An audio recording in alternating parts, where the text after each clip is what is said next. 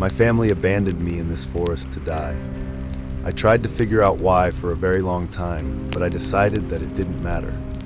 I survived the first week by finding a water supply and finding good berries through painful trial and error. That's the problem with being stuck in the forest.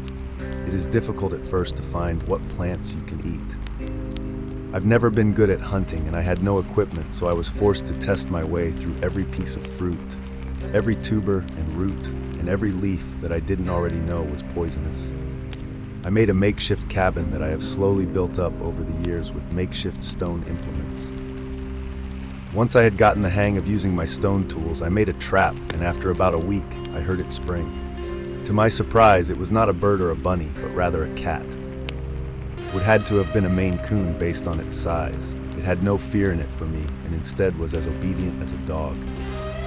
I had tried finding a way out of the forest for years, but no matter how far I walked in any direction, I just seemed to be too far away from the forest's edge. My legs had been broken at one point in my youth, and they did not heal correctly, so I could not go very far, which added to the difficulty. After I found the cat, she would hunt birds for me, but it was never enough food. She would nudge the dead animals towards me, but I would shake my head. No reason for us both to starve, dear, and I would eat my berries and my plants, and let her indulge in the spoils of her victory. I continued to grow weaker and lose weight, and the cat clearly had a look of concern about her. I woke one morning to find that she had left. I fretted so much. Oh, how I worried.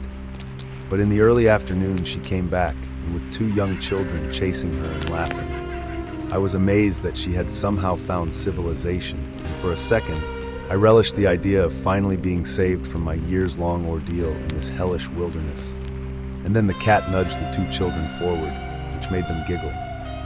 They bent down to pet her, and in that moment, I thought that maybe I didn't want to leave my forest home.